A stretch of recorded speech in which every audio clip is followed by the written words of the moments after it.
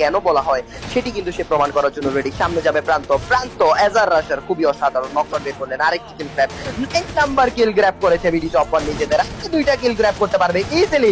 প্রান্ত শট, ভিতরে প্লেয়ার, আরেকটা 4 knockdown. Yes obviously it's a knockdown. একটা কিল যুক্ত হলো, 10 number kill, 11 number kill has been done. সেকেন্ডে শুধু কিল গণনা করতে হচ্ছে ভাই। আমাদের এখন কাজ শুধু ক্যালকুলেটর একটা খোলা।